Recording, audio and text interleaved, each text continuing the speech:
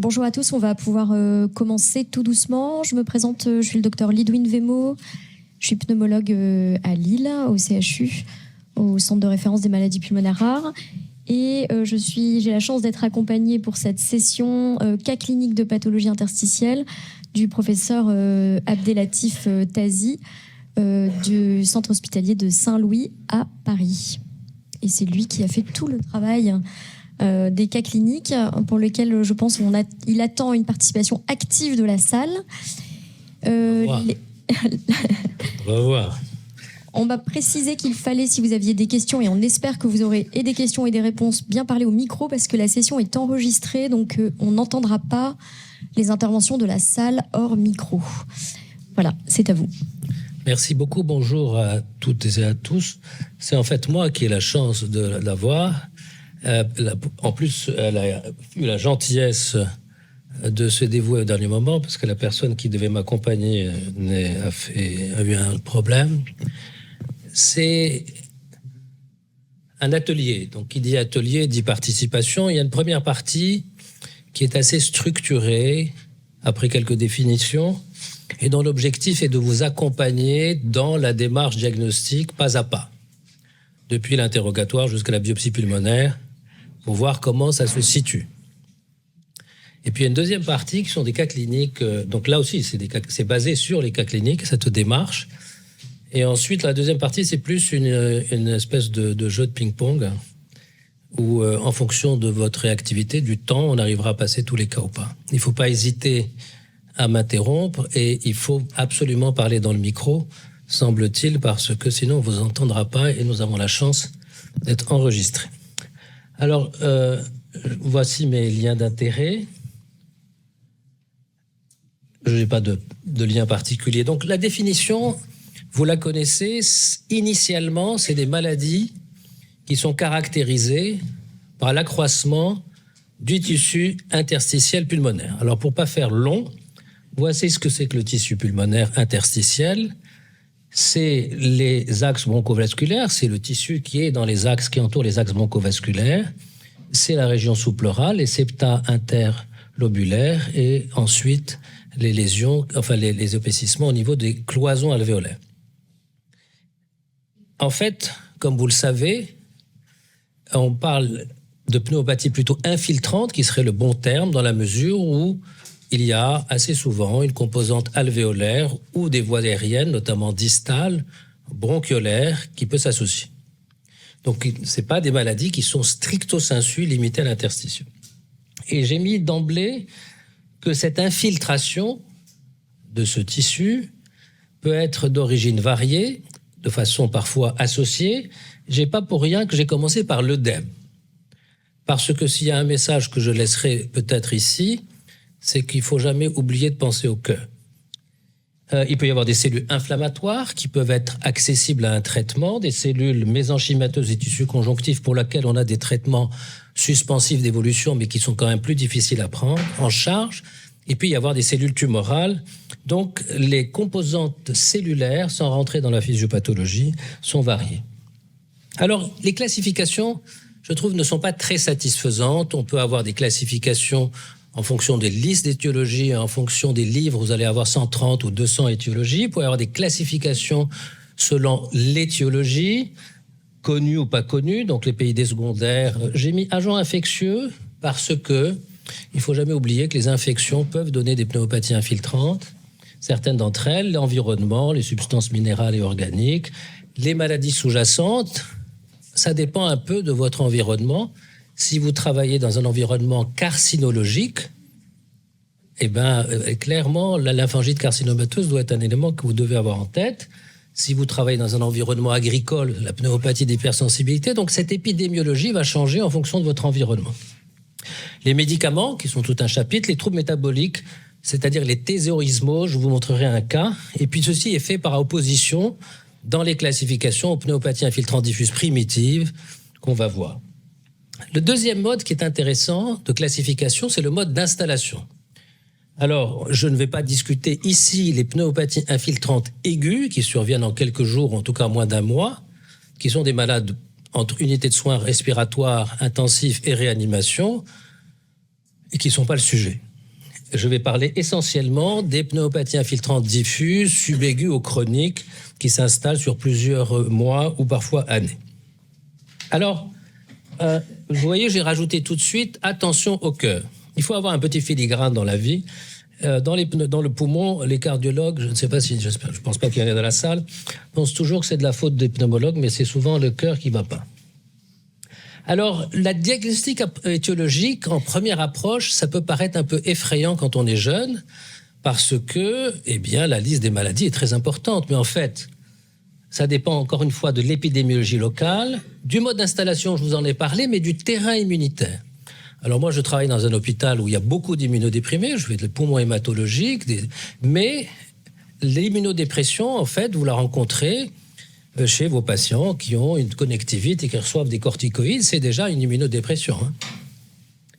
Et donc, chez les sujets immunodéprimés, s'il y a un diagnostic, le premier diagnostic, c'est infection, le deuxième diagnostic, c'est infection, le troisième diagnostic, c'est infection, et après, on réfléchit au reste.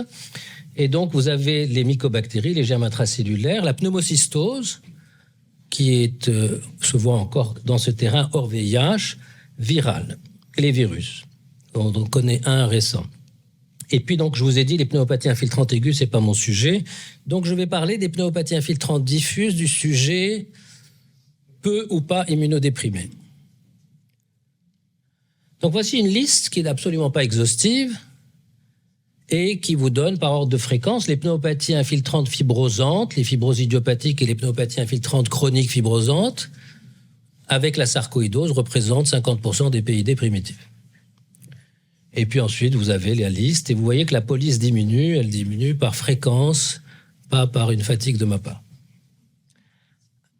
Je vous rappelle cette classification qui est importante à avoir en tête en termes nosologiques. En fait, la pneumologie, dans les années 2000, 2010, a fait ce que les néphrologues ont fait avant, c'est-à-dire de classer. Vous savez que les glomérulonéphrites sont classés en extramembraneuses, bon, il y a l'inosegmentaire, etc. Là, c'est la même chose. Et donc, on a les classifications histologiques, nosologiques, donc, et qui, quand elles sont primitives, ont un nom de maladie.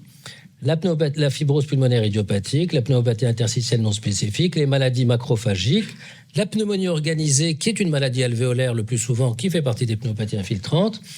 La forme aiguë, je n'en parle pas. Et puis les formes rares de pneumopathie infiltrante diffuse, c'est la pneumopathie interstitielle lymphoïde et une entité qu'on avait décrite il y a longtemps, mais qui est revenue au devant de la scène, qui est la fibroélastose pleuropulmonaire. Et puis il y a des formes inclassables. Alors ça, c'est une petite introduction. Et donc je vais utiliser quelques cas cliniques pour vous montrer comment on fait la démarche. Et puis on va discuter quand même. Donc c'est une histoire rebondissement. Tous les cas cliniques sont vrais, ils ne sont pas inventés sur un coin de table. Si je peux me permettre, il y a de la place devant. Pour ceux qui sont au fond, pas installés, il y a des places assises devant. Donc cette femme de 57 ans non fumeuse présente une dyspnée rapidement progressive. Elle tousse, elle est essoufflée depuis 2 mois, elle a eu des pics fébriles entre 38 et 38,5 avec des arthralgies, elle a des crépitants aux bases, quelques couinements inspiratoires. Elle reçoit 2 lignes d'antibiothérapie qui s'avèrent être inefficaces. Elle n'a pas de facteur environnemental professionnel. Les antécédents sont marqués ici, la coqueluche, la plastie ligamentaire, etc. Et elle a de la biologie usuelle. Vous me direz à peu près ce que c'est que la biologie usuelle dans une pneumopathie infiltrante. Elle a la sérologie VIH qui est négative. Je vous ai dit qu'elle n'avait pas d'exposition professionnelle. Vous voyez qu'on a marqué qu'elle n'a pas de pneumopathie infiltrante diffuse familiale. Lesquelles sont familiales? Les pneumopathies fibrosantes et la fibrose idiopathique, mais on a une autre, la sarcoïdose. Et ensuite, il y a des choses plus rares qui sont des maladies génétiques. Elle n'a pas de signe extrathoracique. Les arthralgies, ça n'est pas des arthrites. Et elle a des explorations telles qu'elles m'ont été fournies dans la lettre de consultation. C'est tout ce que j'avais. CPT 61%, DLCO 30%, gaz du sang 52 PO2. Et elle vous dit, il y a 6 mois, j'ai eu la même chose. Et donc, je ne vous ai pas montré d'imagerie. Et je pense que tout le monde a fait le diagnostic. C'est-à-dire qu'à partir de ça, on est capable d'avoir 2 hypothèses, 3 peut-être, maximum. Alors, Qui a le micro? Il faut prendre le micro. Hein. En fait, d'habitude, ils n'aiment pas parler, mais alors avec le micro, ça va être encore mieux. Alors, ce qui est important là-dedans, elle fume pas, s'est installée rapidement, elle a un petit peu de signes généraux, elle a des couinements. Les couinements, c'est quoi? Alors ça, on ne vous entend pas au micro. Hein. Qui veut le micro? Bon, alors, à qui on donne le micro? Ça va être plus simple. Hein. Il y a un truc à gagner à la fin quand on a pris le micro. Hein. Mais c'est vrai. Hein. Le micro, il est là. Une pneumopathie d'hypersensibilité. Non, qu'est-ce que c'est les couinements? Bronchiolaire, une attaque bronchiolaire. Donc, ensuite, on vous dit que la biologie usuelle est sans particularité et théoriquement, ça vous en écarte déjà une ou deux d'hypothèses. Et après, est-ce que la fonction vous apporte quelque chose? Est-ce que c'est juste toutes les pneumopathies infiltrantes diffuses sont restrictives, sauf quelques raretés. Mais sinon, qu'est-ce qu'elle a de particulier, cette fonction respiratoire? Elle a une DLCO dans les chaussettes et elle est hypoxémique. Si je prends une sarcoïdose, il y a plein d'images à la radio, au scanner, les malades se portent comme un charme, ça s'appelle la dissociation radioclinique. Je ne vous ai pas montré l'image parce qu'on ne voyait pas grand-chose sur la radio. Et l'antécédent similaire? Donc, si je prenais 3 hypothèses, et ensuite j'essaye d'en enlever pour en garder qu'une. Les 3 hypothèses seraient quoi? Où est passé le micro? Pneumopathie d'hypersensibilité. Oui. Ça fait 1. C'est le diagnostic, mais moi j'aime bien discuter les autres diagnostics. Si je ne vous avais pas dit que la radio, il n'y avait pas grand-chose, pneumonie organisée, ça peut donner aussi des choses à répétition. Et si je ne vous avais pas dit que la biologie usuelle était normale, ce n'est pas une infection. Dans les autres? Moi, je peux dire ça peut être une FPI, pourquoi pas? Ah non, ce n'est pas une FPI. FPI, ça s'installe comme un train de sénateur. Sauf si c'est une exacerbation. À ce moment-là, c'est parce qu'il y a des lois désagréables. Alors, comment? On vous a dit qu'elle n'avait pas de médicaments. Non, mais en nosologie. Donc, en nosologie, on a pneumopathie d'hypersensibilité. Pneumopathie d'hypersensibilité, il y a plein de causes. Pneumonie organisée, ça peut être idiopathique, ça peut être lié à plein de causes. Il y a la 3e entité qui donne des maladies qui régressent. Enfin, des OAP flash, non? Ouais, c'est un peu compliqué les OAP flash, c'est possible. Une pneumopathie à eosinophile. J'ai dit si je n'avais pas dit que la biologie était... De même que j'ai dit si je n'avais pas dit que la radio était pas là. Donc quand on vous dit la biologie est normale, la radio est normale, pratiquement, enfin la radio ne montre pas grand-chose, on n'a qu'un diagnostic, vous l'avez fait, c'est pneumopathie d'hypersensibilité. Donc ça, c'est une suspicion clinique. Donc vous voyez qu'à partir des données assez simples, on arrive assez vite au diagnostic. Hein. Bon, je suis passé là-dessus. Voici son scanner. Est-ce qu'il vous convainc? Est-ce qu'il est compatible avec votre hypothèse? Alors, devant c'est et à droite c'est quoi? Est-ce qu'il est compatible? Il est. Alors, il faut lui donner le micro pour qu'il dise, on l'entend assez bien? Non, mais je pense que vous allez vous débrouiller, va prendre le micro, vous n'allez pas faire courir Ludivine toute l'après-midi. Hein. Oui, c'est compatible, c'est même très subjectif. Ben oui. Donc en fait, le scanner, ce que j'essaie de vous montrer, vous avez la clinique, le scanner, vous le rajoutez, et ça colle. C'est important que ça colle. Si vous avez montré la même chose avec des condensations alvéolaires, ça ne collait plus. Donc ça colle. Donc vous avez dit qu'il y avait quoi là-dessus?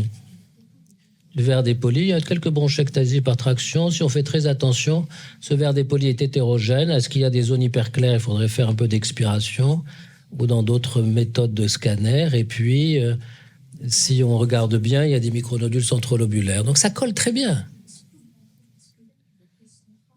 Oui, peu importe, mais c'est un verre dépoli avec des scissures qui sont très bien libres. Il est hétérogène. Ça colle très bien avec une pneumopathie d'hypersensibilité. Donc le scanner est venu renforcer le diagnostic, ça colle. En fait, c'est ça l'idée, c'est d'avoir un puzzle où les pièces rentrent. Et donc ça me permet de discuter avec vous, et là je m'arrête, de qu'est-ce que vous attendez d'un scanner thoracique dans une pneumopathie infiltrante. Vous détestez ça, parce que Ludivine m'avait proposé de faire comme pour les étudiants des QRM. Moi, je ne fais pas de QRM. Question à réponse multiple. Les étudiants, il y a d'avoir quelques étudiants peut-être, que j'ai surnommés les cocheurs. C'est-à-dire que si vous ne donnez pas plusieurs possibilités, on ne peut pas vous proposer une possibilité. Donc, comment vous analysez un scanner thoracique dans une pneumopathie infiltrante? On va s'arrêter au cas clinique 1. C'est ça? On ne va pas avoir le temps de faire les temps. Si vous mettez des catégories. On cherche l'anomalie prédominante, d'abord. On commence par les lésions élémentaires. Qui peuvent être prédominantes. Les septa, par exemple. Alors, qu'est-ce qu'on a comme lésions élémentaires? Là, il faudrait qu'on décroche nos micros là pour leur donner, parce qu'avec un micro, oui, mais derrière, je ne vais pas pouvoir prendre celui de devant, on va le donner. Alors, qu'est-ce qu'on a comme lésions élémentaires? Les épaississements des septa. Alors, les épaississements des septa, bon, très bien, je suis d'accord. Des micronodules. Le verre dépoli, des micronodules. Périphériques. Non, ça, c'est pas une lésion élémentaire, c'est une distribution. Des kystes, ça c'est gentil pour moi. Des dilatations de bronches par traction. Des bronchectasies par traction. Qu'est-ce qu'il peut y avoir d'autre? Du rayon de miel. Des réticulations, ça c'est pas dans le parenchyme. On est dans le parenchyme. En gros, c'est ça. Ah oui? Des condensations? Oui. Ah oui? Bah oui. Oui, d'accord. Donc il peut y avoir un certain nombre de choses. C'est important, il peut y avoir des nodules, des nodules troués et des kystes. Non, mais c'est important d'avoir les lésions élémentaires en tête. Parce que vous allez classer vos pneumopathies infiltrantes entre celles qui sont plutôt micronodulaires ou nodulaires par rapport à celles qui sont réticulées avec du rayon de miel et des bronchectasies par traction. Ça, c'est les lésions élémentaires. Ensuite, vous avez la distribution. Pour les micronodules, on a des choses très précises qu'on veut savoir. Soupleur aux Est-ce qu'ils sont lymphatiques ou centrolobulaires ou hématogènes ou n'importe comment. Ensuite, on a la distribution centrale périphérique en haut, en bas. Ensuite, on a des signes de distorsion architecturale du poumon qui témoignent de la fibrose. Donc, vous voyez qu'avec tout ça, on arrive déjà à faire des choses. OK. Alors, ça, c'est quoi? C'est pas de diagnostic, hein. Que des lésions élémentaires de radiologie. Vous avez des radiologues très brillants dans la salle. Attention. Hein. Des condensations. Donc, ça, c'est quoi? Micronodules conflués de distribution lymphatique. Ça, c'est le signe de la flèche. Donc ça, c'est des micronodules. On a du mal, mais quand on regarde la scissure, elle est perlée, donc ils sont de distribution lymphatique. Là, c'est plus difficile. Hein. Il y a un peu d'épaississement bronchique, dont on n'a pas parlé, d'engainement bronchique dans les lésions élémentaires, mais là aussi, les scissures sont infiltrées. Donc on est toujours dans une maladie lymphatique. En revanche, là... Ça respecte la plèvre. Non, mais c'est quoi comme distribution? Hématogène. Centrolobulaire, et quand on met grand, on a les arbres en bourgeon. Hein. Vous voyez qu'il y a un liseré sous pleural, là.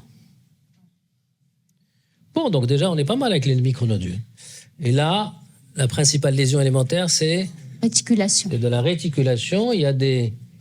Épaississement bronchique. Non, c'est des bronchectasies par traction. Et il y a un peu de rayon de miel, et ça prédomine en périphérie et au niveau des bases. Et ça évoque dans un contexte clinique compatible. Fibrose idiopathique. Fibrose pulmonaire idiopathique. Vous voyez que finalement, ça colle avec un tableau de fibrose. Ça, c'est bizarre comme rayon de miel. Lobe supérieur. Ah oui, c'est embêtant. Hein. C'est du rayon de miel dans les apex avec une ascension des îles vers le haut. Ça tire comme ça sur un sol pleureur. Ça se voit dans la sarcoïdose notamment. Pas seulement, mais ça se voit dans la sarcoïdose. De même que ces distorsions bronchiques, je vous ai parlé de distorsion, ça c'est typique de sarcoïdose. Et là c'est typique aussi avec des masses périhilaires. Vous voyez que les bronches sont complètement enguinées là-dedans. Et là, qu'est-ce qu'on va dire comme lésion? Bon, il doit bien y avoir un peu de réticulation, il y a un petit peu de bronchiolectasie, un peu de verre dépoli, il y a un petit peu peut-être des micronodules. C'est aussi bien central que périphérique. Bon, c'est pas une FPI, quoi. Enfin, c'est pas une pique. C'est un panaché. Ça, à Lille, c'est très bien, les panachés. Ouais. Je parle sous contrôle. Je sais pas, ça aurait été le talamante. Hein. On ne boit pas de panaché. Vous buvez quoi? Pas de la bière, tout simplement. Sans panaché? Bah, excusez-moi. Je viens d'apprendre un truc important. J'ai vexé l'île. Donc, ça peut être compatible avec une PINS. Et là, c'est du verre dépoli. Bon, le verre dépoli peut être bizarre. Et on voit très bien le verre dépoli. Il peut être de différentes structures. Là, il est un peu fibreux. Pardon, là, il est un peu plus diffus. Vous voyez, là, il est péri-hilaire, enfin, autour du cœur, central. Ça dépend. Ça peut évoquer des choses, mais il faudra apporter une confirmation. Ça, par exemple, ça, c'est une hémorragie alvéolaire. Bon. Ça, c'est du verre dépoli un peu comme la PHS que j'ai montré avec des zones hyper claires. Là aussi, c'est du verre dépoli au péri-hilaire. Non, pas forcément. Là, c'est du verre dépoli avec des kystes. Il y a quelques kystes dans le verre dépoli. C'est pas tout le monde qui fait du verre dépoli avec des kystes. Donc ça dépend si vous fumez ou vous fumez pas, ça dépend de votre lavage. Et ça, c'est des verres dépolis avec des épaississements septaux. C'est pas du crazy paving. Je vais vous montrer du crazy paving. Donc épaississement septaux plus verre dépoli, après quel est le premier diagnostic à évoquer? Le cœur. Alors, ça, c'est de la condensation. Ça, c'est du halo inversé, c'est le signe de l'atoll. Ça, c'est de la condensation, mais il y a des troubles de ventilation des bases. Si je vous montre la radio, je vais vous le montrer tout à l'heure, il y a des troubles de ventilation des bases. Et ça, c'est des opacités arciformes qui peuvent se voir dans différentes maladies, dont les maladies eosinophiles. Et vous voyez que ça, c'est la lésion élémentaire, c'est quoi? Non. Épaississement des septa. Alors, premier diagnostic, la surcharge. Là, c'était pas lymphangite. C'était une maladie de Niemann-Pick. Bon, c'est pas grave. Ça, c'est une lymphangite, c'est un épaississement septal avec des renflements nodulaires à l'intérieur, mais ça peut être du cœur aussi. Et c'est ça le crazy paving, qui n'est pas synonyme de protéinose alvéolaire. Ça n'est pas synonyme. Hein. Parce que si vous êtes chez un malade immunodéprimé, il peut avoir une infection. Hein. Bon, donc finalement, le scanner, ça vous abonde. Ça, c'est...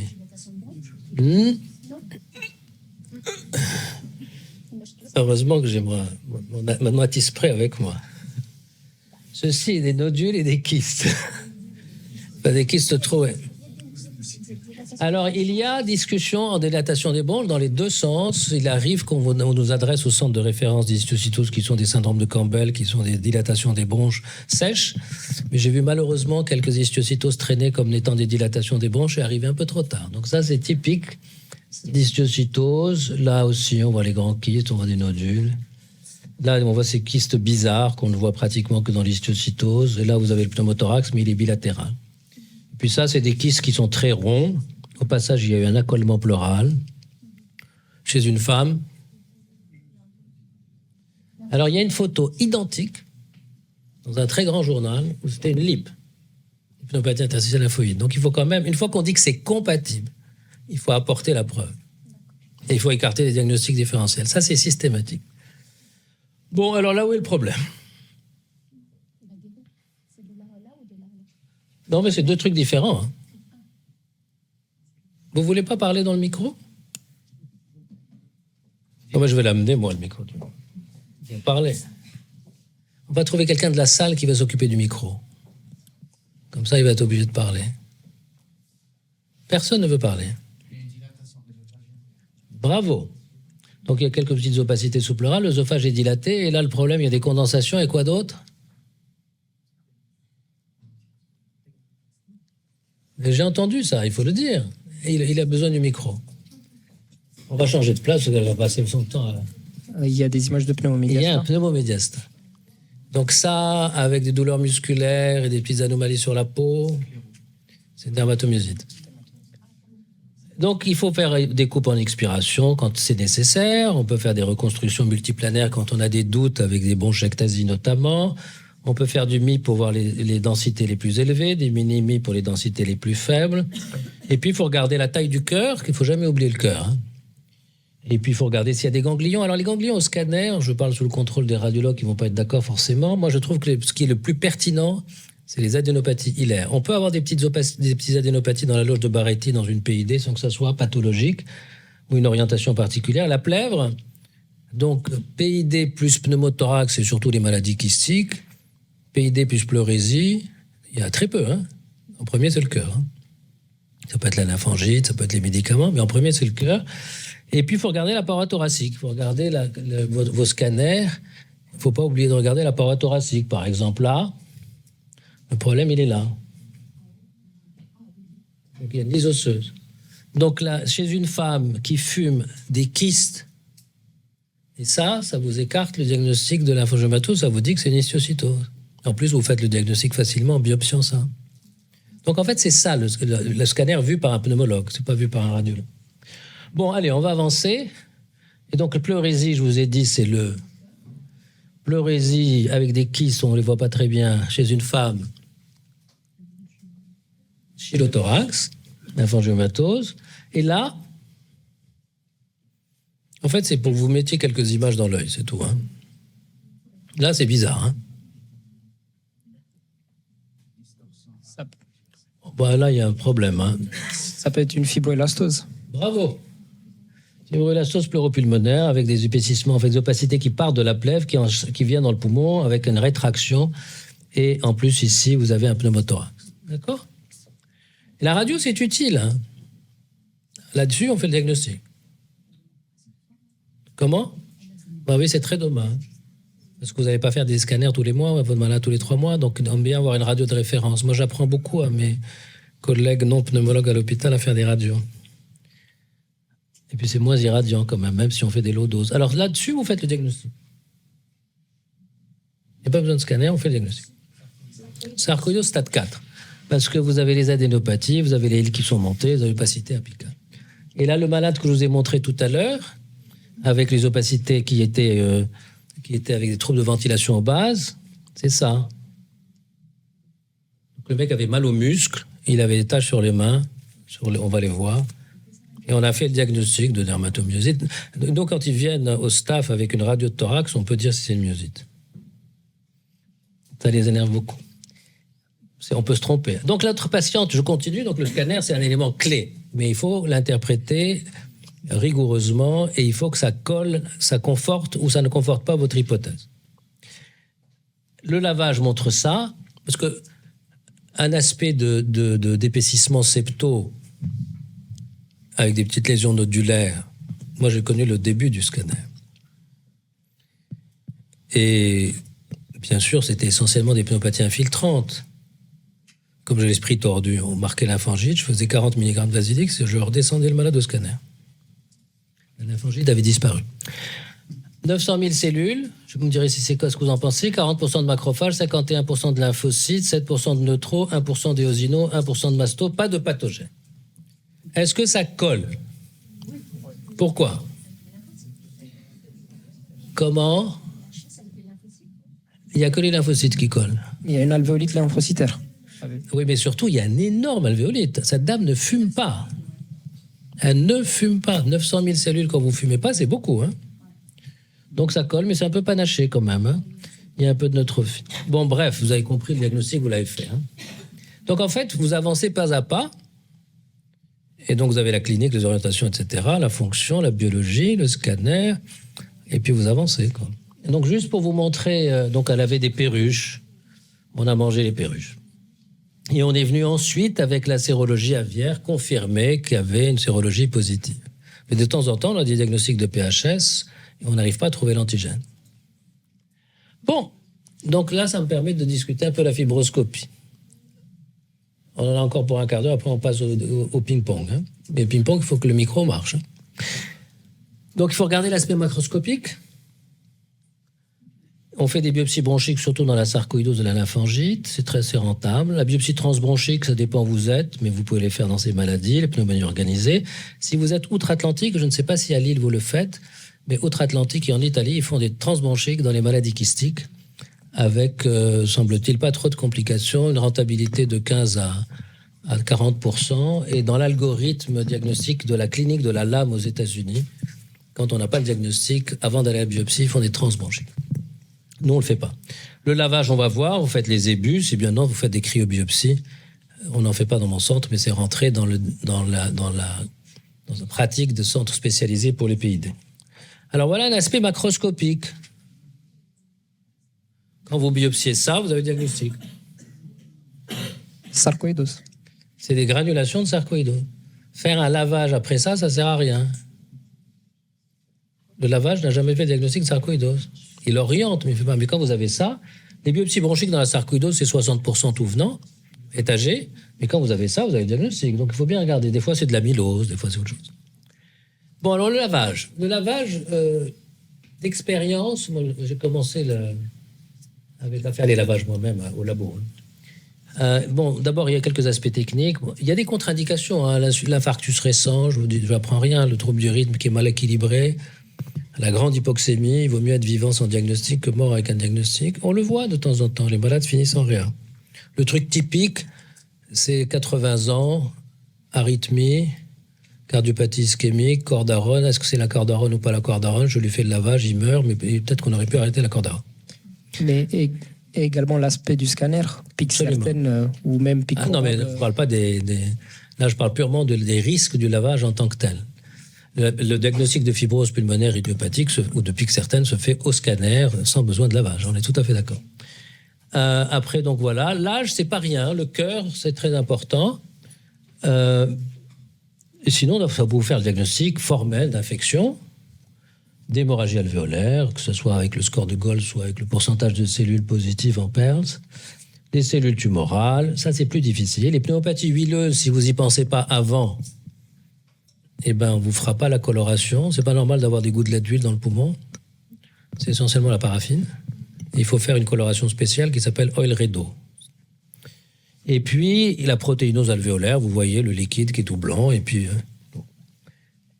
et sinon, vous l'utilisez comme une numération formule sanguine, quoi. Donc, le nombre de cellules et le différentiel, macrophages, lymphocytes, neutrophiles et eosinophiles. Parfois, on peut faire des mastocytes, on peut faire des choses beaucoup plus compliquées sur un lavage, à condition qu'il n'y ait pas d'infection. Il faut éliminer une infection, parce que sinon vous aurez des neutrophiles, et que vous n'ayez pas de contamination bronchique. Si vous voulez de la minéralogie, en tout cas à Paris, il faut l'avoir pensé avant. Et puis, il faut avoir précisé ce que vous voulez, sinon ils ne vous répondent pas de corde asbestosique, alors que vous cherchiez plutôt de la silice. Et donc, après, vous avez des profils, comme dans une numération sanguine. Hein. Vous avez les lymphocytes. Alors... Donc voilà une protéinose. Ça, c'est une très vieille plaque. C'est le début du lavage. Vous voyez, c'était l'âge, les gens étaient assez jeunes. C'est des sujets normaux, hein, des volontaires. C'est pour ça qu'elle est vieille. Donc vous voyez que c'est 61 000, plus ou moins 36 000. Disons que 150 et 200 000, 150 000, ça va, c'est normal. C'est essentiellement des macrophages, disons 90-10. 85-5, 15, je veux dire. Pratiquement pas de neutrophiles. Le rapport CD4, CD8, on peut en discuter. Il a une valeur relative. Mais il est autour de 3 chez les sujets normaux, non-fumeurs. Dès que vous fumez, vous augmentez le nombre de cellules, vous augmentez le pourcentage de macrophages, et puis vous baissez le rapport. Et puis quand vous arrêtez de fumer depuis 6 mois, ça revient à la normale. Donc il faut 6 mois. Le lavage est marron quand on fume. Donc quand on interprète une lavage dans une maladie infiltrante, il faut savoir si le malade fume. Dans une sarcoïdose qui fume, le lavage sera moins lymphocytaire que dans une sarcoïdose qui ne fume pas. Bon, lymphocytose, je vais bientôt finir. Donc, il y a plein de situations. C'est plutôt inflammatoire. Mais la lymphangite peut être lymphocytaire.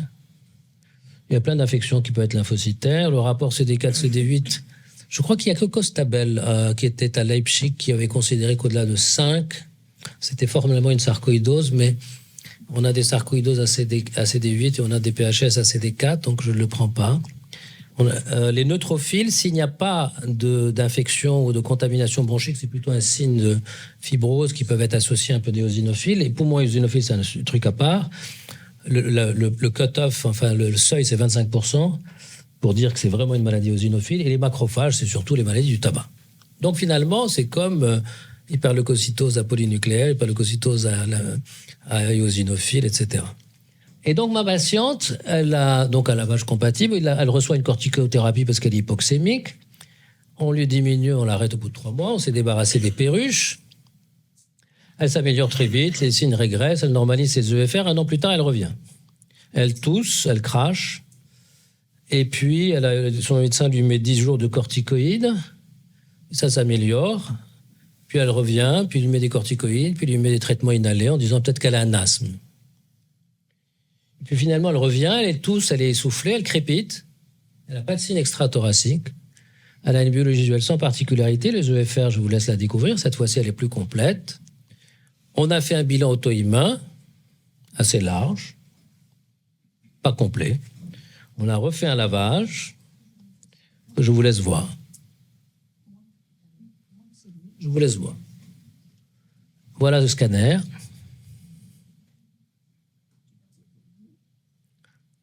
Et là, on va avancer. Hein. Quelle est votre hypothèse? Et qu'est-ce que vous faites? Alors, est-ce que quelqu'un d'autre que monsieur voudrait le micro? Ou alors, madame a Une infection dans le contexte de corticothérapie? Mais les corticoïdes sont arrêtés depuis un moment. Hein. Mais bon, en plus, ça ressemble pas trop à une infection. C'est pas mal. C'est une forme de PHS fibrosante. Ça évoque une pince fibrosante. Les PHS fibrosantes? Non, pas du tout. Non, il n'y a pas beaucoup. Il y a un petit peu de verre dépoli, il y a quelques réticulations. Non, il y a un peu de bronchectasie par traction. En tout cas, on ne sait pas ce que c'est. Ça évolue bizarrement. Et ça ressemble à une maladie fibrosante, je suis d'accord. Donc, on fait une... Qu'est-ce qu'on fait pour prouver le diagnostic? Une biopsie pulmonaire. Aujourd'hui, on ferait une cryobiopsie dans certains centres. Et donc, voilà le diagnostic. Donc, vous avez une infiltration des cloisons alvéolaires. Cet aspect très monomorphe, tout est pareil, avec de la fibrose. Et il y a des plasmocytes et des lymphocytes. Ça s'appelle une PINS fibrosante. Il faut juste que vous vous souveniez que quand Kazenstein a décrit les PINS en 1994, c'était une anapathe, il y avait dans les antécédents des PHS des maladies médicamenteuses. Donc ça existe. Donc en fait, dans cette situation, c'est une évolution atypique qui a conduit à essayer de conforter le diagnostic. Donc la biopsie pulmonaire, l'incertitude de diagnostic, les présentations atypiques de certaines PID, c'est quand même rarement le cas qu'on biopsie le poumon d'une sarcoïdose. Une atypie évolutive qu'on peut considérer comme étant le cas ici. Ça peut être utile dans les classifications nosologiques hors pic, typique au scanner. Il faut bien sûr que ça soit orienté par le scanner. Il faut que ça soit avec un environnement médical adéquat, c'est-à-dire un chirurgien qui s'intéresse à la question, que le malade soit en forme, que l'anapathe soit concernée, et vous savez les fameuses DMD là. Et il faut ça, balance bénéfice-risque. Sortir du truc en étant très mal, il faut qu'il y ait un impact sur la prise en charge. Si à la fin c'est merci monsieur, vous avez telle maladie mais on fait rien, ça va rien changer votre vie. Donc on peut faire de la vidéochirurgie, de la de la cryobiopsie. Et là il faut conserver les prélèvements de façon adéquate. Pourquoi? Parce qu'il y a des choses que vous ne verrez pas si vous n'avez pas congelé, et même parfois si vous n'avez pas mis dans du glétaraldéhyde. Des choses assez rares, mais il faut donc congeler. Et il faut se coordonner. Alors, ça revient à faire cette histoire. Et donc, ma patiente continue. Donc, elle n'est pas bien. Donc, elle reçoit des corticoïdes. C'est une histoire vraie. Hein. Puis ensuite, elle reçoit des immunosuppresseurs. Donc, ensuite, elle a de l'endoxan. Puis ensuite, elle a de l'Immurel. Puis ensuite, elle a du Celcept. Et ça va pas mieux. Elle se retrouve sous oxygène. Et elle a un reflux qui était pris en charge. Elle habitait La Rochelle, cette patiente. Pris en charge par son gastro qui finit par lui mettre beaucoup d'IPP. Et ça continue. Donc, il fait une plicature de l'œsophage. Bon. Et puis 10 ans après, elle fait un syndrome de Raynaud avec des fissures du doigt. Et alors? Et on a des anticorps anti-SCL70 et c'est effectivement une sclérodermie. Et au départ, le bilan était négatif. Le bilan était négatif. Ce qui veut dire qu'il faut répéter le bilan et il faut se faire guider par la clinique. Je pense qu'elle avait un reflux depuis le début, pourtant elle n'avait pas l'œsophage dilaté. Et on sait qu'il y a des pins dans les connectivites, et notamment dans la sclérodermie, mais c'est exactement ça. C'est pour illustrer qu'il faut faire attention, se reposer des questions à chaque fois qu'on voit les gens. Donc on est allé de la PHS à la pince fibreuse, de la pince fibreuse à la sclérodermie qui est apparue secondairement, et il arrive que la connectivite apparaît après la pneumopathie infiltrante. C'est possible que la PHS soit l'évolution qui précédait la PINS, on le sait. Et excusez-moi, j'ai une question. Le scanner, il s'était normalisé après les EFR, après la PHS. Absolument, totalement. Corticoïde, scanner normal. Bon, alors ça c'était l'amuse-bouche. Maintenant vous allez travailler. 40 ans, adressé par un de vos anciens internes, donc il faut faire attention à ce qu'on raconte à la consul dans ce cas-là. Il a maigri en 9 mois. Il est sénégalais, il a été au Sénégal 1 an avant, il travaillait à la RATP, il avait arrêté de fumer il y a un moment, il n'avait pas d'animal, pas de médicaments, pas de forme familiale. Il toussait, il était essoufflé. Et puis, il était essoufflé, il avait un syndrome sec buccal depuis 3 mois. Il avait un hypocratisme digital, mais il était très ancien. Il a toujours eu les ongles bombés. Il avait des petites taches purpuriques de la pulpe des doigts qui m'ont beaucoup intrigué. Une alopécie en plaques, des crépitants aux bases, une CRP à 30, et des éosinophiles à 600. Et c'est le scanner que je vous ai montré tout à l'heure, qui était le scanner de Pins que je vous ai montré tout à l'heure. En tout cas, c'était son scanner. Bon, et donc là, il faut répondre. Il faut faire la lettre de réponse de consulte en attendant que vous le preniez pour faire le bilan. Alors, donc là, je vais m'arrêter, et là, vous allez bosser un peu, hein.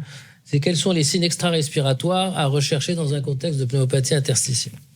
Par appareil, hein, s'il vous plaît. Donc, on a fait la rhumato, là. Donc, on fait l'arthralgie. Non, on fait le rhumatisme d'un côté, on fait les rhumatos, la dermato, l'ophtalmo, ce que vous voulez, mais on fait tout d'un coup. Hein. Et puis, vous arrêtez. Là, je vais prendre le micro, moi. Qu'est-ce qu'il y a le micro? Il faut le donner derrière, là, au hasard. Prenez quelqu'un au hasard et filez le micro. Attends. Donc on commence par les articulations, c'est ça? Apparemment, c'est les articulations qui ont la vogue, qui sont en vogue. Bon, si on commence par les articulations, il faut voir s'il y a des signes d'arthrite, tout simplement. Des gonflements. Arthrite, arthralgie, et puis distribution, IPD, IPP. Voilà, pour orienter. Périphérique ou pas. Ensuite, si on s'intéresse à la peau. Dans les articulations, ça peut être squelette axial. Oui, aussi, oui. Si on reste dans la rhumato, il n'y a pas que les articulations, il y a l'os. Comment? Pour la rhumato, là, je sèche un peu. Il y a l'os. Oui, les douleurs osseuses. Il y a de l'os dans la rhumato, non? Il y a de l'os ou pas dans la rhumato? Oui. Donc l'os, ça peut être intéressant, non? Non? Si. Alors, les déformations. Non, mais l'os, c'est intéressant, je vais vous montrer. Qu'est-ce qu'on a d'autre dans rhumato? Est-ce que tu peux les aider, les douleurs musculaires aussi. Comment? Les douleurs musculaires. Alors là, on sort de. Ouais. D'accord, on peut le mettre en rhumato, on va le mettre chez les internistes ou chez les myologues. Donc il peut y avoir des douleurs musculaires, une fatigue musculaire, d'accord? Faiblesse musculaire. Qu'est-ce qu'on a d'autre? Toujours en rhumato? Non, tu as le droit de changer. Sur la peau, on va chercher s'il y a une sclérodactylie, une sclérodermie péribuccale, des télangiectasies, des ulcérations digitales, la main de mécanicien, syndrome de Raynaud, mais c'est plutôt vasculaire. Ça se voit à la peau. La peau, c'est un grand moment. Et des atteintes cutanées pour les sarcoïdoses éventuellement. Il peut y avoir des sarcoïdes, il peut y avoir plein de choses sur la peau. Il peut y avoir un érythème noueux. Il peut y avoir un érythème noueux. L'érythème noueux. Il peut y avoir plein de choses sur la peau. L'éruption, le masque lupique dans le lupus. Le lupus, ça donne rarement des PID chroniques, mais ça peut exister. La photosensibilité, les papules de Gautron. Il a dit. L'hypocratisme digital par extrapolation aussi, peut-être. Ça oriente pas trop, mais bon. Tu veux l'anomalie de la cuticule, les mégacapillaires, ça peut se voir. Quoi d'autre? Les ongles jaunes, c'est pas tout à fait la peau, mais c'est une maladie, ça donne rarement des PID, mais d'accord. Alors, toujours sur la peau, on change après. Il y a l'érythème liliacé des paupières, il y a le signe du chat, il y a le signe du V, il y a l'érythème flagellé enflammé, il y a plein de choses sur la peau. Il y a des petites croûtes au cuir chevelu, des lésions dans les plis. Le purpura. Il faut mettre les muqueuses avec la peau. Donc il y a la bouche. Le syndrome sec aussi. Oui. Il peut y avoir des ulcérations, il peut y avoir des aftes, il peut y avoir des muqueuses, des anomalies génitales aussi. Ok. Autre chose? On change d'appareil et de personne ou tu veux garder ton? Non, mais tu as le droit de garder. Allez, vas-y, parce qu'on va avancer. Il y a le reflux gastrique, effectivement. Donc, tube digestif. Alors, ça remonte. C'est le reflux. Ça fuit. Après, symptômes digestifs dans il peut y avoir des troubles digestifs, du transit. C'est ça? Oui, des diarrhées pour les maladies inflammatoires chroniques. Quoi d'autre? C'est ça, les maladies interstitielles. Hein. Le digestif. Le tube digestif, si tu dis que c'est de l'interniste aux gastro-entérologues, ils vont pas être contents. Hein. Alors, on a fait le tube digestif. Après, il y a le syndrome sec qui peut être buccal, nasal, auriculaire, ce que tu veux. Et il y a l'ORL. Parlez-moi un peu de l'ORL. Ah, la rhinite croûteuse. Oui. C'est pas mal. Les épistaxis, ouais, mais je sais pas. Bon, c'est pas mal, la rhinite croûteuse. Il y a vraiment une destruction, des fois, des cloisons. Après l'ORL, on a quoi? Les yeux. Il y a aussi le trouble de l'audition. Syndrome sec, les yeux rouges, la baisse de l'acuité visuelle, les glandes lacrymales qui gonflent. Le fond d'œil, on ne le voit pas comme ça à l'examen. Mais peut-être que vous avez l'œil profond. Il y a les parotides qui peuvent enfler. D'accord? Oui. Quoi d'autre sur les yeux? Très bien, il peut y avoir des lésions cutanées sur les paupières. Mais ça, c'est de la peau, mais c'est sur les paupières. Quoi d'autre après les yeux? Neurologique, périphérique ou central. Oui, Ça peut être les nerfs crâniens, des périphériques, des multi- ou des mononévrites, ou des polyneuropathies. Et puis il y a des atteintes centrales. Sarcoïdose, ça donne des atteintes centrales. Quoi d'autre? Les ganglions, le foie, la rate. Il y a aussi les. Alors, j'y pense, dans certaines fibroses pour orienter sur les formes génétiques, des maladies des télomérases avec la. La canicie précoce. Oui. Et sur les ongles aussi, je crois. Absolument. Il y a même des dyskératoses avec des lésions de leucoplasie buccale, si tu lui fais tirer la langue. Il y a les dents qui bougent. C'est normal d'avoir les dents qui bougent quand on est jeune? C'est incroyable le nombre de gens qui feront enlever une dent, 2 dents, 3 dents, personne s'en occupe. Alors, qu'est-ce que ça peut être, les dents qui bougent? À part le scorbut, je sais pas. C'est pas le scorbut, ça s'appelle une ichtiocytose. Bah oui, ça donne des lésions de la mandibule. Hein. Donc les gens perdent. Ouais. C'est la fameuse dent flottante de l'ichtiocytose. Donc vous avez des nodules et des trous et la dent qui bouge, vous allez vous occuper de la dent. Hein. Vous ferez le diagnostic. Dans la bouche, il peut y avoir des aftes, il peut y avoir des anomalies gingivales. Donc c'est un grand moment. L'examen clinique et l'interrogatoire. Mais donc il ne fallait pas les examiner torse nu, quoi. Après, on peut rentrer dans des horreurs, hein, je veux dire, des trucs très rares. Mais on ne va pas rentrer dans des trucs très rares. Par contre, il y a 2 syndromes très importants. Il y a la colique néphrétique qu'il ne faut pas oublier. L'antécédent de colique néphrétique, c'est dans la granulomatose sarcoïdienne. Hein. Et puis, il y en a un qui est extraordinaire, c'est le diabète insipide, central.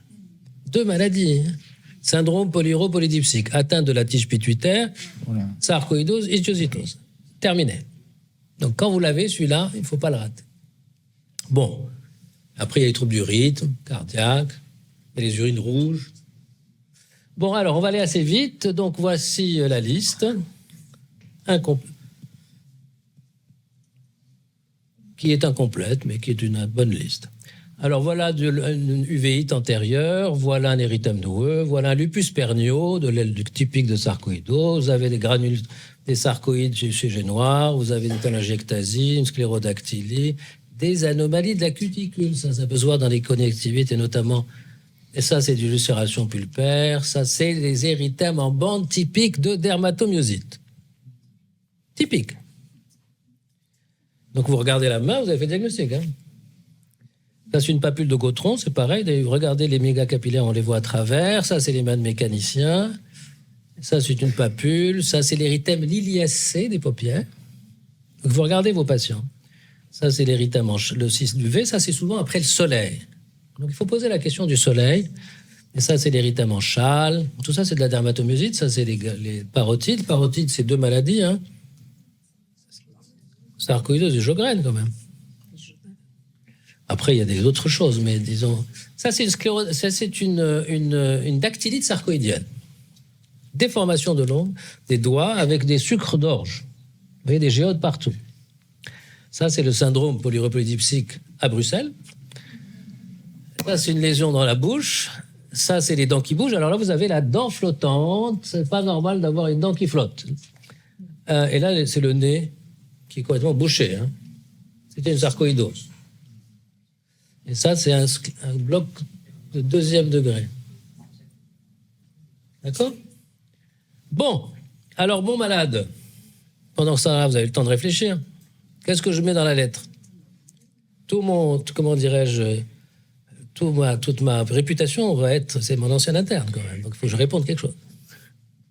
Je vous rappelle, syndrome sec, des trucs bizarres sur la peau, une alopécie en plaques, un tableau de Pins, une biologie normale sauf une CRP, des crépitants. Non mais je dis quelles sont les hypothèses. Attends, on ne peut pas faire le diagnostic, mais quelles sont les hypothèses? Au fond, là-bas, je ne les vois pas. Vous voulez pas parler au fond? En fait, ils sont trop nombreux pour faire un jeu. Bon, j'ai dit peut-être Pins dans le cas d'un Sjögren, mais c'est un peu bizarre. C'est lésion cutaneuse qui a une vascularité associée. Le sclérodermie, ça colle pas, c'est un homme. C'est à peu près ça que j'ai fait. Et donc, on lui a fait, regardez bien, on avait tout ça. Il avait une hypergamma, le FR, elle n'était pas corrigée pour l'ethnie, mais c'est un grand débat actuellement s'il faut corriger ou pas. Donc, elle était quand même altérée. Le lavage, BGSA, stade 4. Terminé. Et biopsie du scalp. Alors, moi, j'habite au même étage que les dermatologues. Au 5e étage, il y a les dermatologues et la pneumo. Donc, biopsie négative, alopécie cicatricielle, et puis les trucs des doigts, on m'a dit que c'était à cause de l'ethnie. Et le bilan auto-humain, antisynthétase, PL12, il avait aussi les anti-SSA et SSB. Il a un Sjögren avec des antisynthétases. Bon, alors vous le traitez comment? Non. Vous le traitez comment? D'abord, je vais initier une corticothérapie systémique et par la suite, en deuxième ligne... déjà, en première ligne, on va faire la première ligne. Ouais. Donc, corticoïdes. De 0,5 à 1 mg/kg pour une durée de 4 à 6 mois. Corticoïdes. Voilà. Et en deuxième, ligne... Et après, on évalue. Ouais. On verra la deuxième ligne. C'est tout? Tout le monde est d'accord?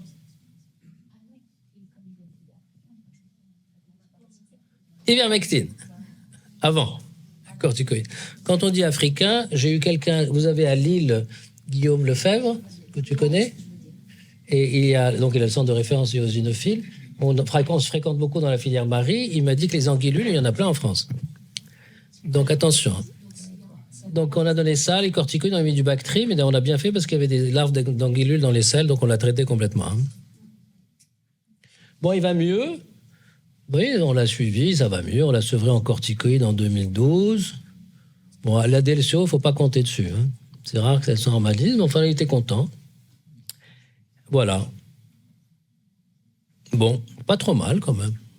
Je ne sais pas si on était content de ce qu'on a fait. Et ensuite, il boite. Alors, on dit ostéonécrose. Alors, qu'est-ce que vous pensez de cette ostéonécrose?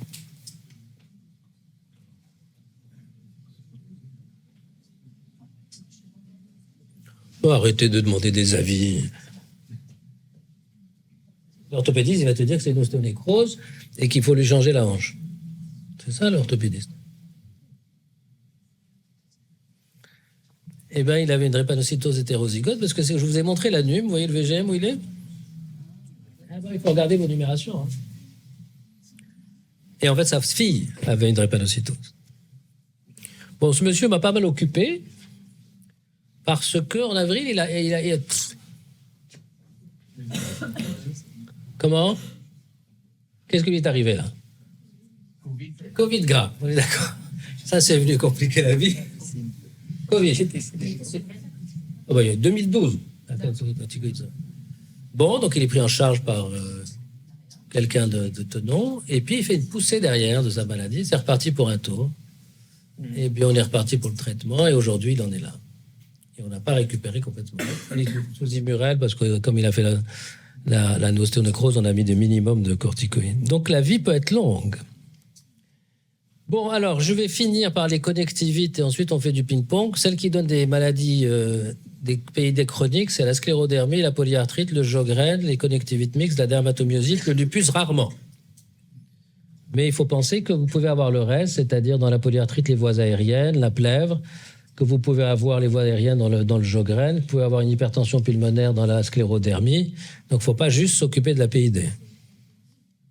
Le bilan auto-immun, il y a des discussions. Il y a des gens qui font d'abord anticorps antinucléaires, JO1, anti-SSA, SSB, rhumatoïdes et en cas. Et ensuite, ils vont plus large. Ça dépend de votre environnement.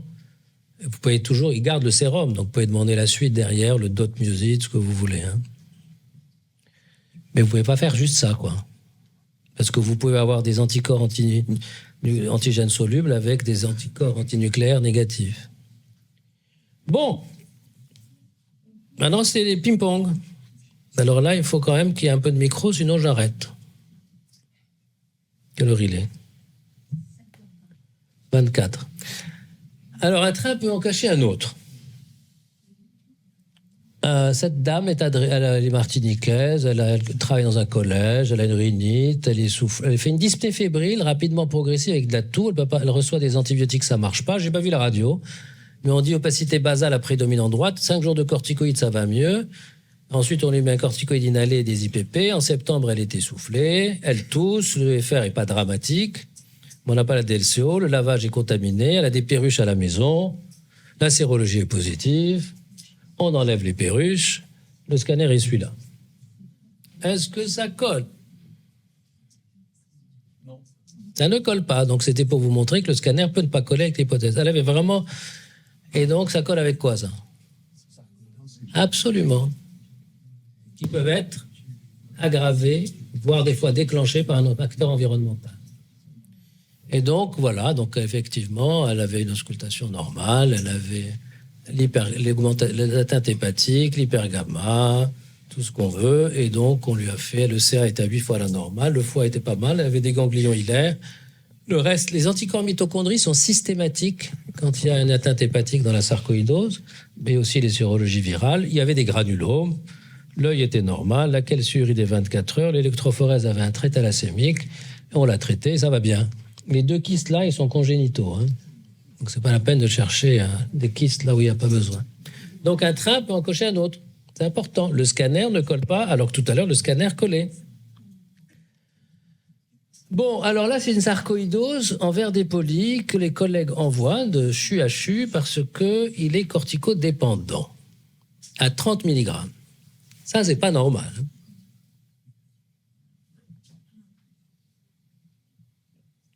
Qu'est-ce qu'on évoque quand on a une sarcoïdose corticodépendante à forte dose ? Ça peut être une pneumocystose. Non, mais c'est une sarcoïdose, quoi. Enfin, apparemment. Apparemment. Et donc, elle est parce que la question, c'est sarcoïdose corticodépendante au-delà de 20 mg, quelle question je pose ? C'est ça mon truc. Quel micro ? Passe-le derrière, là. Il y a quelqu'un qui est derrière qui est tout à fait partant. Juste derrière toi. Si. Quelle question on pose ? C'est pas quel est le diagnostic, c'est quelle question vous posez à une sarcoïdose qui est corticodépendante. L'observance, l'environnement. Non mais les animaux, elle bricole tous les week-ends, c'est une catastrophe. Vous arrêtez le bricolage, vous réglez le problème. Hein. Est-ce qu'elle prend des antiacides type Maalox, mais ça se fait plus ? Est-ce qu'on a introduit un inducteur enzymatique ? Non, si tu prends, par exemple, tu as une maladie de Horton qui est parfaite sous corticoïde, elle fait la tuberculose, tu mets de l'Arifan, elle pousse. Parce que l'Arifan diminue par 40% les doses de corticoïdes. Mais là, bien sûr, elle n'a pas eu de Rifan. Et puis, on lui dit, est-ce que c'est vraiment ça ? Parce que déjà, elle est bizarre, la sarcoïdose en verre dépoli, tous les jours, c'est une berlioz. Donc, ce que je veux dire, c'est qu'une sarcoïdose corticodépendante à ces doses-là, il faut vraiment se poser des questions. Hein. Elle a été prothésiste dentaire au Maroc. Alors, d'autres petites vignettes pour voir un peu comment ça se passe. Donc, j'ai mis des titres à chaque fois qui sont suggestifs. Donc, le micro va passer le coup derrière. Après, on va changer de rangée. Parce que quand même, vous pourriez participer. La consanguinité peut nuire à la santé.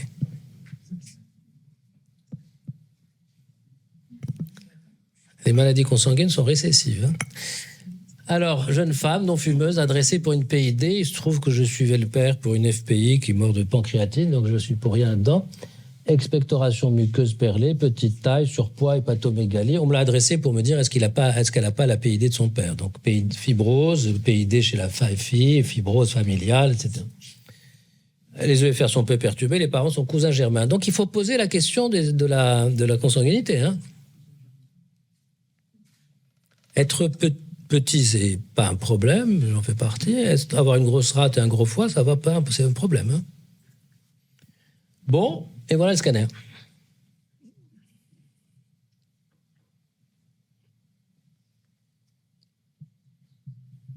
Alors, où est mon micro? Il en est où? À quelle rangée? Moi, j'ai pas de réponse. Il en est où le micro? Ah, bon, passez-le de l'autre côté. C'est marrant, hein? Il y avait une chanson comme ça, non? Passe-le au suivant, là. Je sais pas comment ça s'appelait. Quelqu'un? Bah vous, non? Ça bloque le micro. Allez au voisin. Pas une maladie, On va faire une maladie de surcharge. Bravo. Donc c'est du verre dépoli chez une dame qui crache. C'était une maladie de surcharge, mais laquelle? Voilà son lavage. Donc elle a des macrophages spumeux. C'est essentiellement macrophagique. Il n'y a pas de germes. Donc vous voyez, à chaque fois, on élimine les germes. Hein. Et qu'est-ce que c'est comme maladie de surcharge? Il n'y en a pas des caisses qui donnent des maladies pulmonaires. Il se trouve que là, c'était une maladie de Niemann-Pick B. Je crois que vous avez des choses dans le congrès à ce sujet. Ça doit être... Non, j'ai vu quelque chose sur le sujet. Puis il y a une étude d'Orphalang sur les Niemann-Pick. Ce que j'essaie juste de dire, on vous a envoyé quelqu'un dont la famille a une fibrose parce qu'on essaye de vous dire que c'est une PID fibrosante familiale dans le cas des anomalies de télomère ou de mutation. Là, le truc ne colle pas. Et donc, vous cherchez autre chose. Bon, c'est du verre dépoli en grande partie. Il y avait des lignes Il y a quelques réticulations de septo à l'intérieur. C'est essentiellement du verre dépoli. Alors, peut-être qu'il y a un kyste, tu as peut-être raison, mais c'est décrié dans cette maladie. Bon. Le message Après, clé... l'hépatosplénomégalie orientée quand même. Ah oui, très fortement. Voilà. Très fortement. Mais ce que je veux dire, c'est ne colle pas. Ce qui est important, c'est quand on vous vend des choses, il ne faut pas acheter ce qu'on vous vend. Alors, cette femme fumeuse, alors là, je vais vexer les radiologues, donc Samia ne m'en veut pas. PID kystique, c'était un truc fait ailleurs. Hein. Donc, antécédent, 70 ans. Hein. Elle a une dyslipidémie, voyages tropicaux, pas de dyspnée d'effort, tout, pas d'hémoptysie, pas de signe extrathoracique, une saturation correcte, biologie isoïque normale. Elle est adressée avec ça. Et moi, je suis un monsieur à trous, donc on m'envoie des histiocytoses. On me dit, est-ce que vous pouvez prendre cette dame? Bon, la fibroscopie est macroscopiquement normale. Vous avez le lavage devant vous que je ne commenterai pas. Comment? Il n'y a pas de germe. Et je vous laisse le lavage, je ne le commenterai pas. Et donc là, elle arrive aux suspicions d'histiocytose. Il y a plein de trucs qui ne collent pas. Hein. Mais après, on lui fait un PET. L'histiocytose, ça peut fixer au PET, mais il y a des trucs bizarres quand même. Il y a des choses bizarres là. Mais de toute façon, depuis le début, c'est bizarre.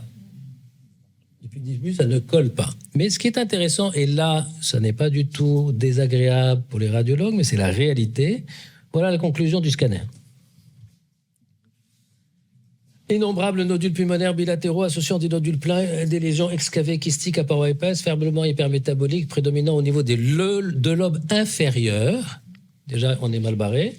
Des nombreuses plages en verre dépoli prenant un aspect de masse à cavitation centrale, plusieurs adénopathies de taille infra- ou péricentimétrique, fortement hypermétabolique, sus- et sous-diaphragmatique, prédominant au niveau médiastinopulmonaire. Conclusion, histiocytose, point d'interrogation. Ça n'est pas possible. 70 ans, ça commence mal. Les ganglions, ça va pas. La prédominance au bas, ça va pas. Les opacités et surtout le lavage lymphocytaire, ça n'est pas possible. Donc, ce que j'essaie juste de vous dire là, et ce n'est pas, encore une fois, pour critiquer les collègues radiologues, ça dépend de leur spécialisation, de leur expertise, mais si vous avez ça, même si on vous écrit ça, vous n'acceptez pas ça. Parce que la dame, elle avait une lymphangite carcinomateuse avec une diffusion endo-alvéolaire, une composante lipidique, elle a eu du camertrexate, et voilà. Elle a eu une chimiothérapie et roule ma poule. Ah bah oui. Il n'y a pas de lymphocytose dans l'histiocytose. C'est facile à se souvenir. Non, enfin, 70 ans, l'histiocytose, c'est pas tous les jours. Mais c'est important. C'est important parce que le problème, c'est que vous allez lire le truc. Alors vous êtes pneumologue encore, vous allez peut-être pas... Mais chez les collègues, je pense que c'est ton expérience, dans d'autres services de médecine, Ils lisent le compte-rendu, c'est fini. Cette femme est suivie en dermato à côté du service. Elle est adressée pour une détresse. Ils viennent le vendredi. On a notre staff le vendredi de 14h à 17h et on est très potes avec les dermatos. On partage la salle de staff. Et à 16h30, ils viennent toujours par des catastrophes le vendredi. Mais nous aussi, on a des catastrophes pour lesquelles on va les voir. Hein. Bon, c'est une vieille histoire. Vous voyez, ça remonte à 2009. Elle avait un ganglion sentinelle. C'est un grand lieu du mélanome, Saint-Louis. Hein. On lui fait le curage, elle a des lésions secondaires métastatiques. À l'époque, il n'y avait pas d'autre chose que du déticène. Elle progresse, on lui met un anti-mec, cobimétinib. Débrouillez-vous avec ça. Elle a une toxicité cardiaque, on baisse la dose. Non, je crois que c'est du tramétinib qu'elle a eu. On baisse la dose, et puis ça va mieux, on reprend les traitements. Ça, c'est juste pour vous montrer où on est. Hein. Donc, il y a la voie des MAP kinases. Donc, moi, ça m'intéresse parce que c'est dans les histiocytoses. Mais ces malades, ces trucs-là, vous pouvez les rencontrer. Hein. Vous pouvez avoir des malades qui ont des mélanomes et qui reçoivent ces traitements. Et donc, les inhibiteurs de MEC, ils sont là, ils bloquent ici.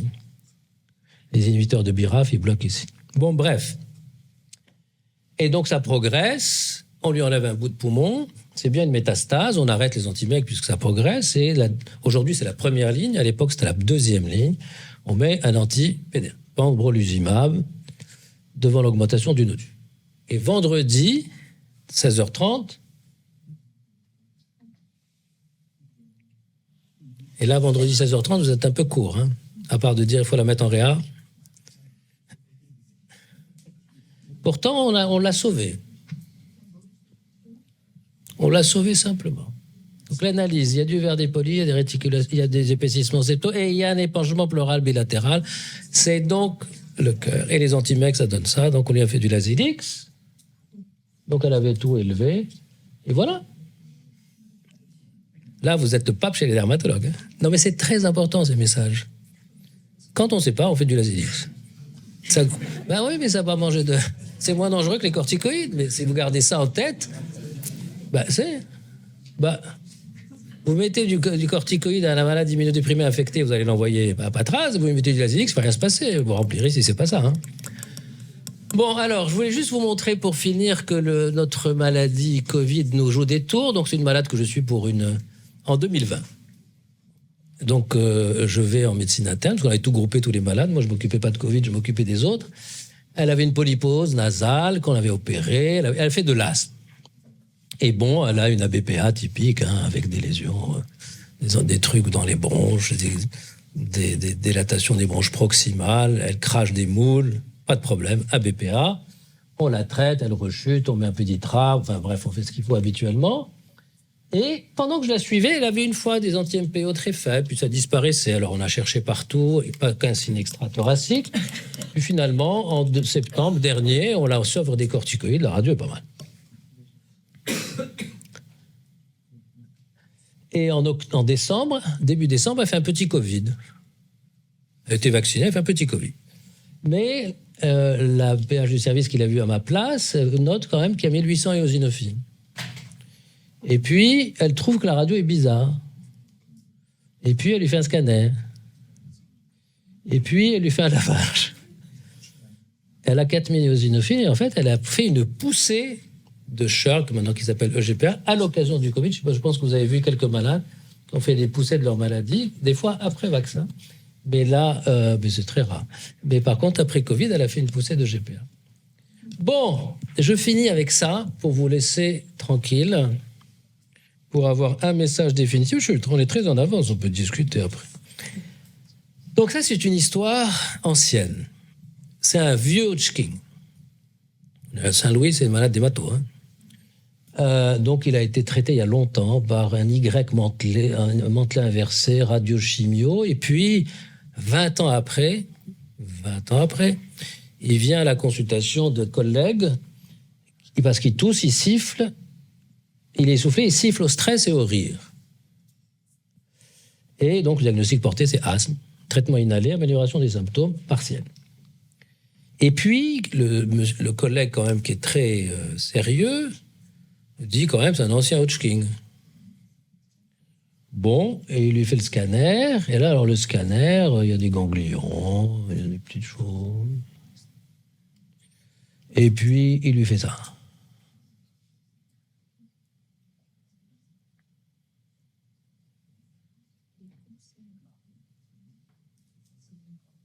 Voilà. Donc vous avez vu qu'il a fait un lavage, il y avait des macrophages, 5% de PN, pas d'infection. On l'a pas. 20 ans. Il y avait des petites planches. Voilà. Et là, voyant ça, retour à Saint-Louis, malade réglé en consulte. Alors, quelles sont vos hypothèses? Je vous ai mis le scanner et je vous ai mis la conclusion. Là aussi, je suis désolé, c'est la réalité. L'examen, le mec, il décrit tout. L'examen confirme, c'est fait en ville. Hein. Soyez pas du tout, les radiologues hospitaliers, ne vous prenez pas du tout. Hein.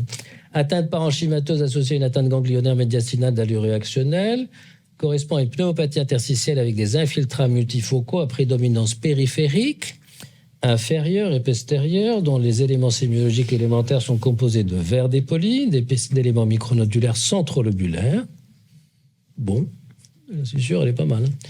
L'aspect radiologique n'est pas univoque, ça on est d'accord. Hein. Et pourrait répondre à une pneumopathie d'hypersensibilité, à une bronchiolite interstitielle, à une pneumopathie interstitielle desquamative. Il s'y associe, là quand même il y a de quoi tirer une balle dans le pied, une lame d'épanchement pleural bilatéral. What is the diagnosis?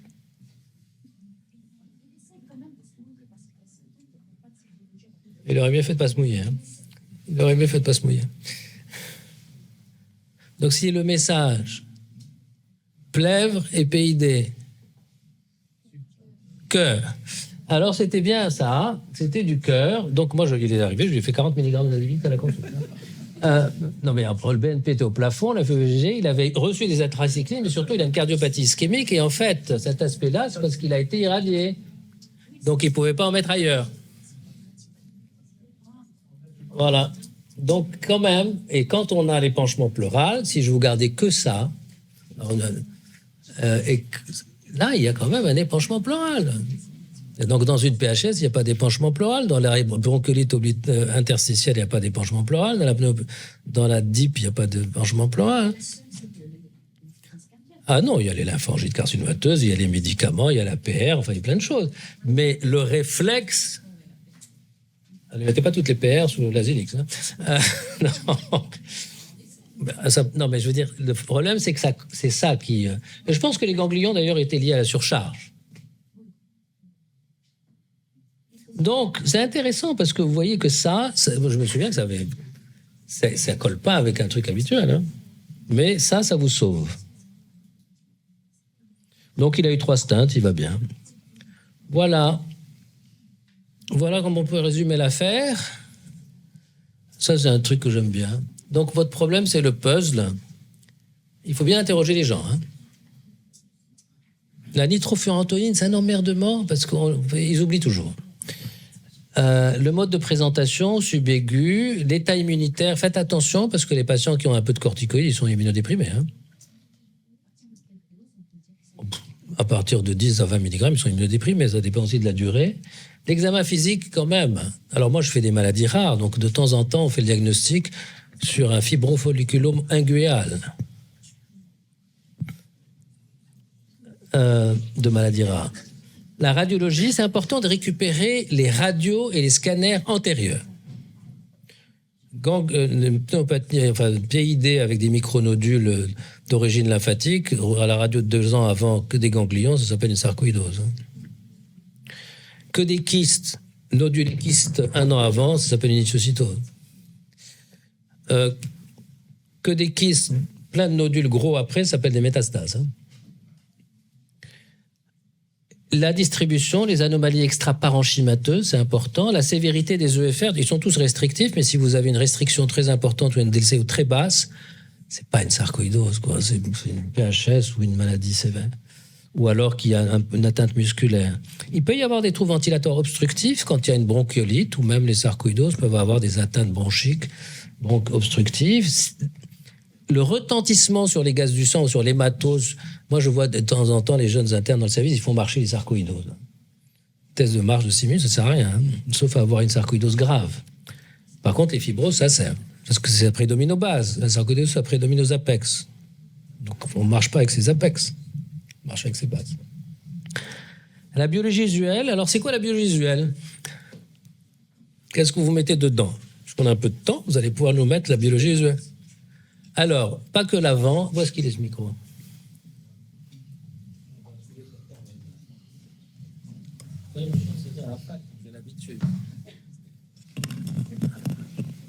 La personne qui m'a l'air la plus concentrée.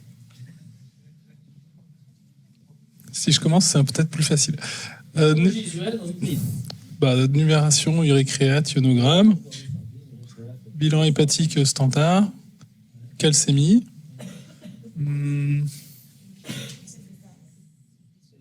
Ouais, CPK, ouais, c'est ça. Enzyme de conversion de l'angiotensine, si on considère.